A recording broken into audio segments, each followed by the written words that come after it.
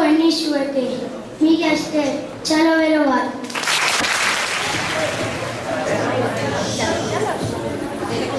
Orain dela 10 urte, aspaldian dinosauro desagertuta ugaztuna gero eta gehiago zeuden. Haien artean gure arbasoa. Zuhaitzen artean pozik eta tranquil pasatzen zituzten egunak. Natura eskaintzen zizkien fruta jaten. Afrikako llanetan tximino espezie ugari zeuden, baina Afrika apurtu zen, eta tximino banatu ziren. Batzuk oianean geratu ziren, eta beste asko sabanan bizitzea tokatu zitzaien. Sabanan zuhai gutxi zeuden, beraz haiek jate zituzten fruteak jan ziren agortzen, eta gozez josita zeuden. Gure lehen arbasoa egoera honetan jaio zen, eta jai zuen ezer jateko. Janaia guntzen zaila.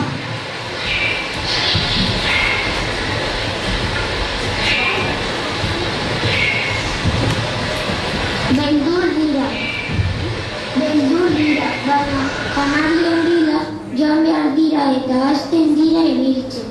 Ibileta ibilibidean aurkitzen zituzten, hasiak eta fruituak jaten zituzten. Baina bidea luzea da, eta naturaren arrisken aurrean zeuden.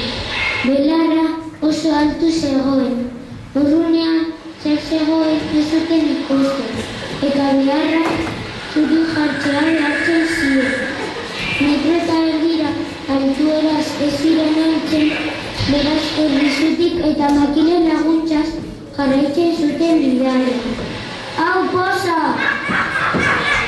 Urrunagoa ikusten dute, nekatzen dira, baina zutik ahalik eta gehien mantentzen ziren. Aurrera doaz beti, janari eta babesaren bila, orain nekatzen zirelako. Niamarak dira, astropitek usak dira. Zuhaiz batzuk aurkitzen zituztenean, angel ditzen ziren, eta hangoko basuloetan babesten ziren janaria irandu arte.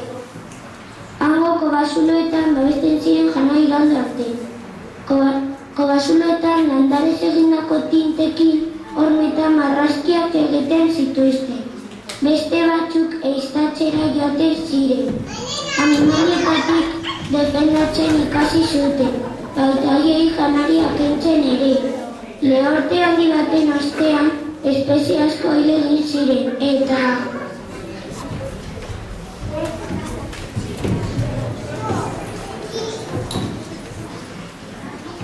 tximino batzuk bizirik geratzen zirenak elkartzen dira, baina jarraitzen dute nomadak izaten. Lurra glaziazio handi bat zertatu zen, eta duna guztiz aldatu zen. Homo habilis izeneko tximinoa agertzen da, ausartagoa, azkarragoa, bidei asko ditu, eta mesean behin zuekea dauka. Harriekin jolasten egun batean harri bat apurtzen zaio, eta eskuan zauri bat egiten dute. Bitartean beste batzuk eiztatzen kokodrilo bat aurkitzen dute. Bueltak eta bueltak kokodrilari eta ez daiteke nola jan azala, gogorregia delako. Saiatzen da ulertzen. Harriak harria mozten du. Harrien moztuak eskua mozten du. Eskua mozten badu, harria moztuak beste gauzak moztuak ditu. Kokodrilari erbitzen dira, eta harriaz mozten dute. Hauak ikuntza! Orain bat dute tresna bat mozteko. Guztiok jaten dute kokodrilaren okela poz-pozik. Hemendik aurrera horrelako harririk bilatzen dituzte Alemaniak jateko, eta beste herramienta batzuk egiterazten dira. Lantzak, pertigak, geziak, beste batzuk hasten dira etxetxoak egiten.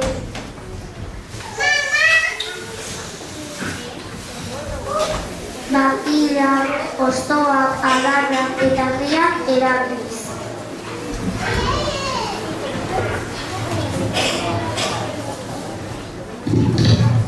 Gero eta zutunago zeuden, eta lanak banatzen zituzten haien artean. Elkar babesten dira, animalien handik eta zaharren handik, haiek ikasitako ikasten duten gazteek. Denbora aurrera joan zen, aurkikuntza gehiago suertatuz. Batzuk oso garrantzitsuak izan ziren, haien zuzen erezua eta gurpila. Gero eta gehiago elkartuz errezkak erazten zituzten eta geroago hiriak sortuz.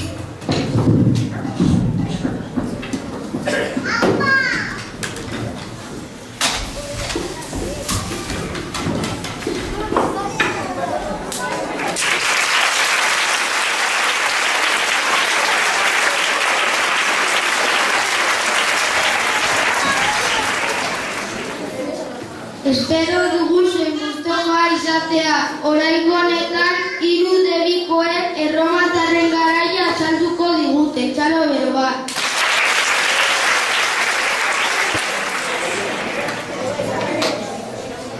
Orain dela 2000 urte inguru, erromatar inperioa Europa osoan eta Mediterraneako kostetan zegoen zabalduta.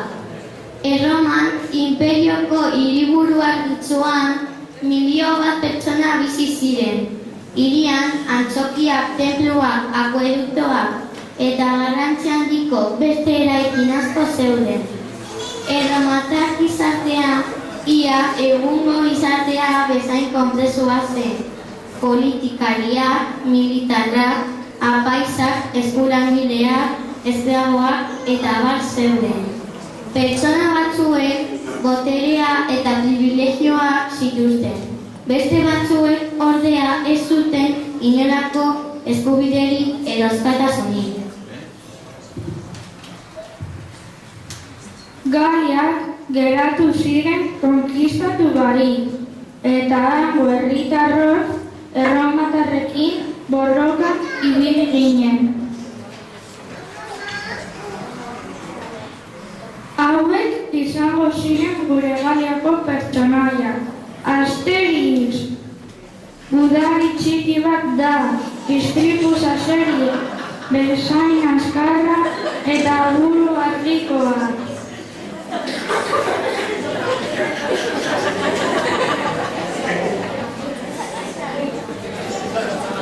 Obelix, Asterixen lagun mina, menir banatzailea, beti prest nago dena usteko eta Asterixekin joateko. Panoramis!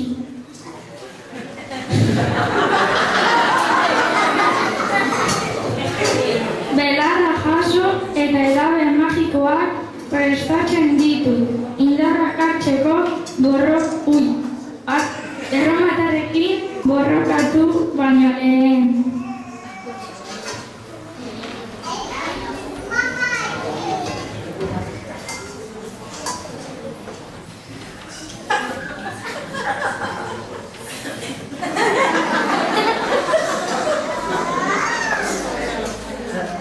Bestaldetik, erromatar armada zegoen. Borrokatzean, era jakin batean jartzen ziren beti eta nagusien aginduak betetzen zituzten txintik esan gabe.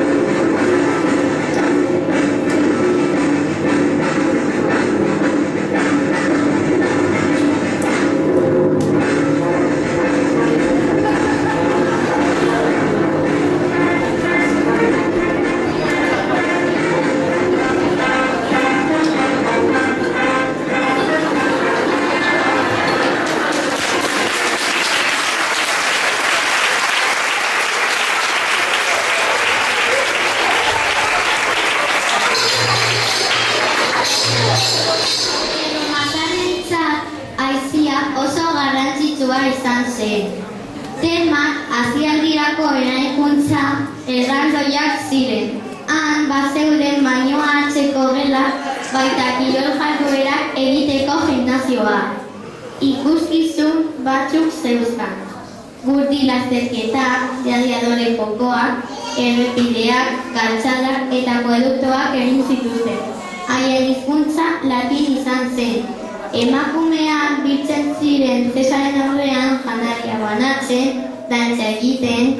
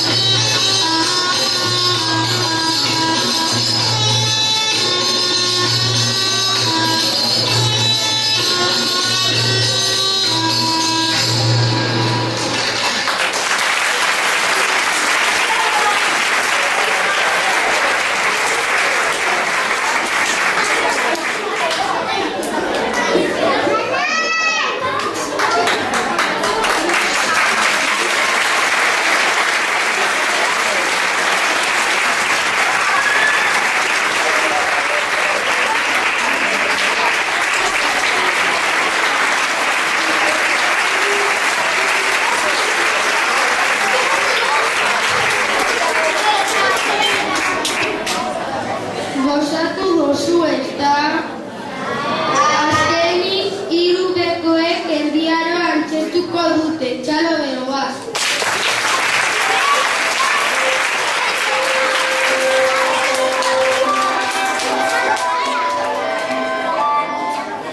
Erromatarrek boterea galdu zutenean erdiaroa hasi zen. Lurraldea bi eremutan banatuta zegoen, kristauak eta musulmanak.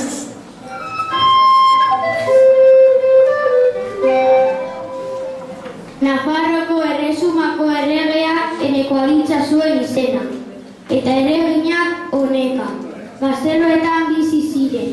Hauekin batera jauntxoek eta paisek herriaren boterea zeukaten.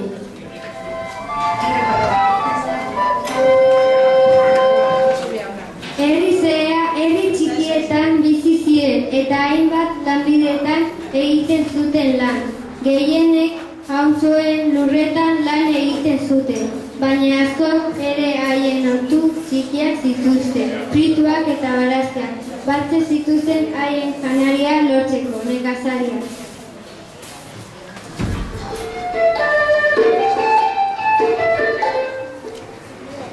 Beste batzuek animaleak zaintzen zituzten, abeltzainek. Gehienek ardiak, oiloak, behiak eta txerriak ziren. Haien esker esnea, arrautzak eta hainbat produktu lortzen zituzten, bizitzeko eta auzokideekin trukatzen.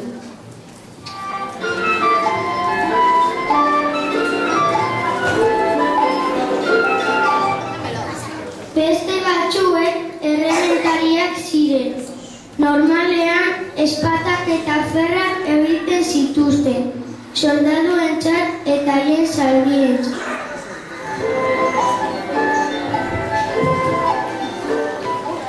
Zapatariak, okinak ere baziren. Zapatariek animaliaren azalarekin egiten zituzten zapatak herriko jendearentzat. Okinak lotzen zen gariarekin ogiak egiten zituzten.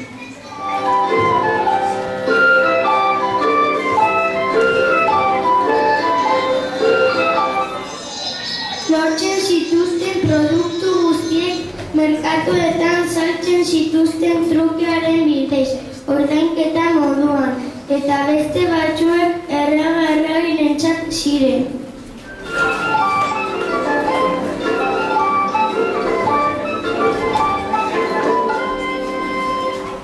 Merkatu hilabetean behin egiten zen.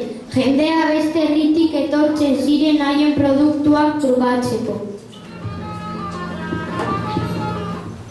Merkatu eguna jai egun bezala hartzen ziren, eta dantza politak egiten zituzten.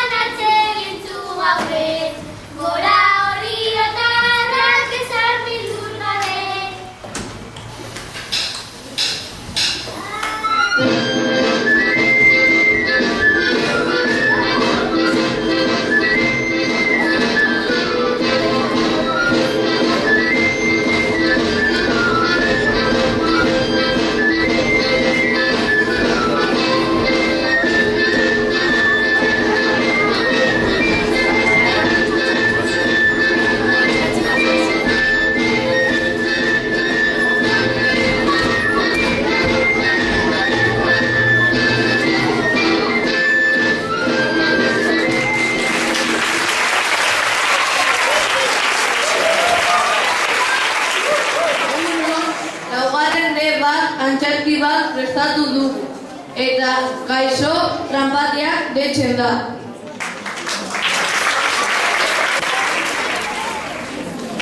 Bazen behin Tomas izeneko emakume bat.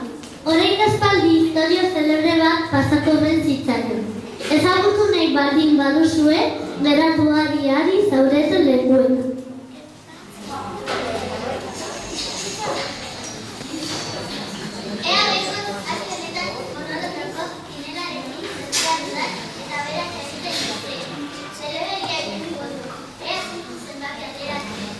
Ozen orain aste honetako zenbatiekin, hauzek ez dira aste honetakoa, 18, 54. Ez dago bat ere gaizkionan arte, eder.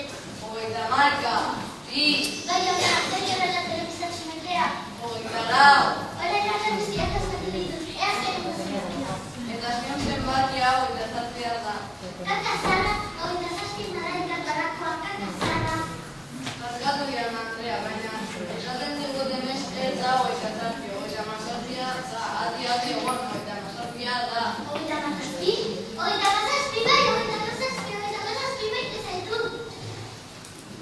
Esaten diguten ez Jan Andrea bakarra egonda, eta berak milioi ematen du kretxe. Hau poza, bera zanez!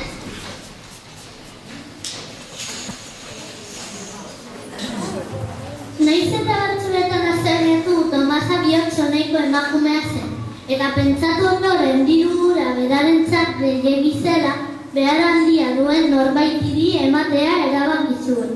Lehenengo eta behin bi itxur bildu ziren Tomasaren etxeraino.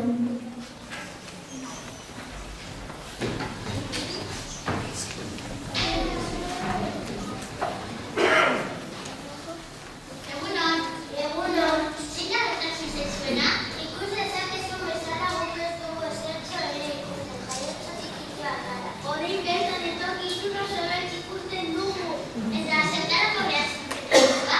Nik oso handa ikusten dut, begien transplantea egiten duen operazio bat ordainduko genuke.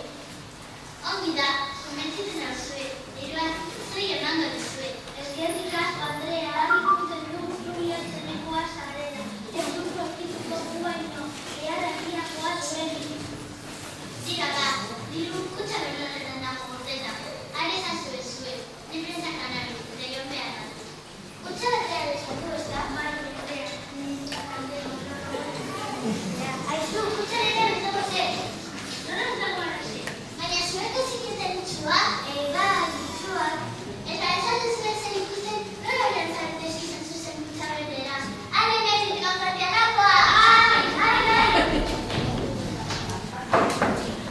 Eskarmentu ederra hartu zuten itxu kanpatian. Ondoren beste bi pertsona zelebre sartu ziren. Gora utzi dela zioten.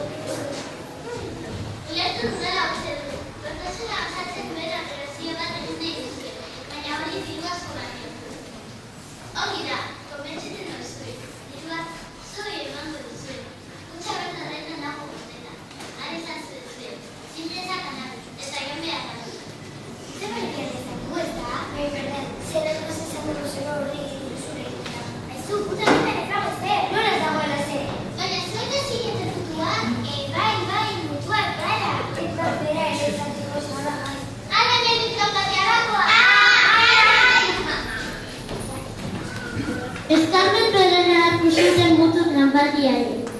Ondoren, besorik ez zuten bi pertsona sartu ziren.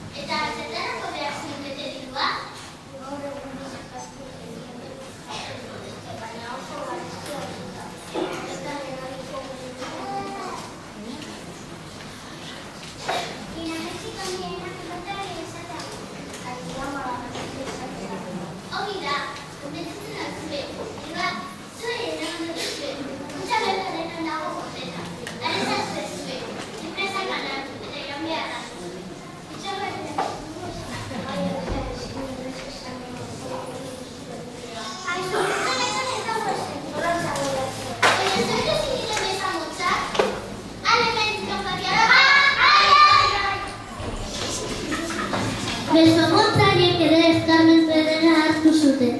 Ondoren, makuruekin bi pertsona sartu ziren.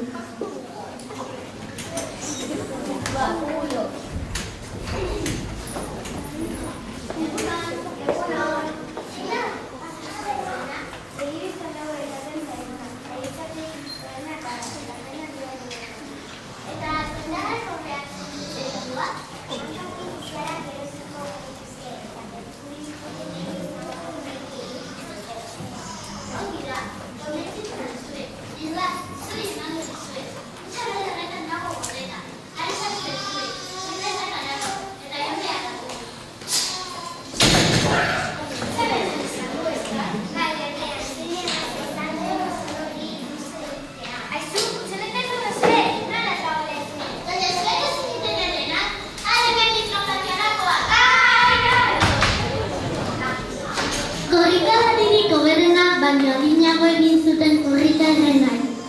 Azkenik, beste bi pertsona sartu ziren Tomasaren etxera.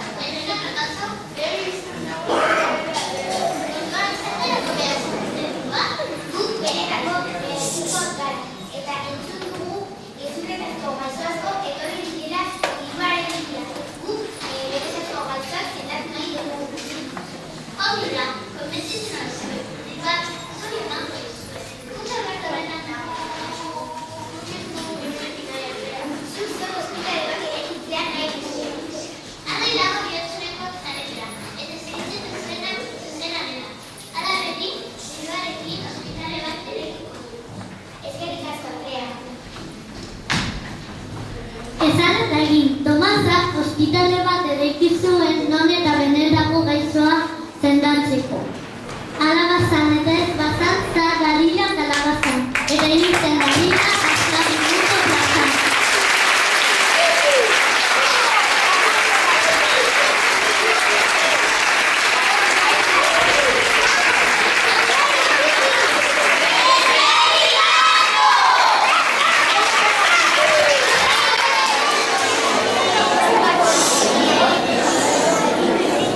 Laugarren mailako bekoek dantza bat egingo dugu. Dantzatuko duguna guk asmatu dugu. Laguntzarik gabe, zuen gustokoa izatea espero dugu.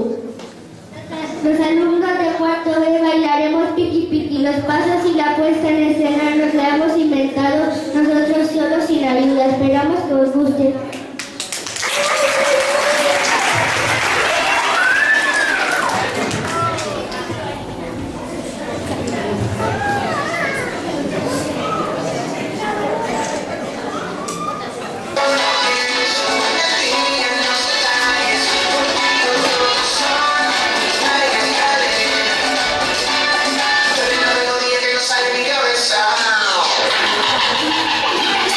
Never had you.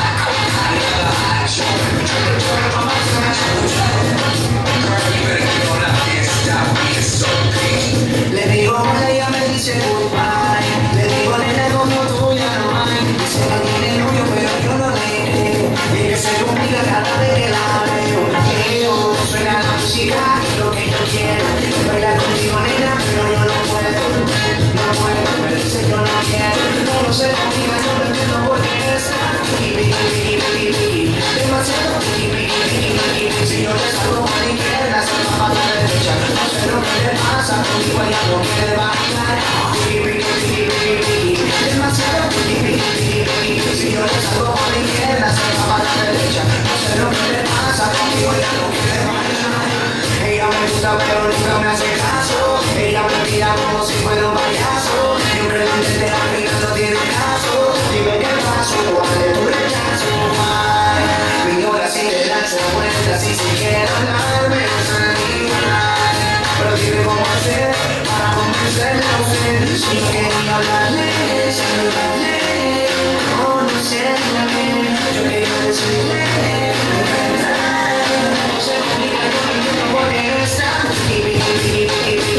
demasiado si yo le salgo por la izquierda se va para la derecha. No sé lo que te pasa conmigo ella no quiere bailar. Demasiado si yo le salgo por la izquierda se va para la derecha. No sé lo que te pasa conmigo ella no quiere bailar. Pero tú no sabes que por tiempo tras te diga y es que yo le entiendo por qué tú me das así. Lo único que quiero es bailar y tú me cerras la puerta y me vas de mi boca y ya me dice goodbye. Me digo nena como tú ya no hay. Dice que tiene novio pero yo no te creo. Y que se conmigo cada vez que la veo. Suena la música y lo que yo quiero es bailar contigo nena pero yo no puedo. No puedo me dice yo no quiero. Como se complica yo no entiendo por qué está demasiado si no le salgo por la izquierda se va para la derecha. No sé lo que le pasa conmigo ella no quiere bailar. Demasiado si yo le salgo por la izquierda se va para la derecha.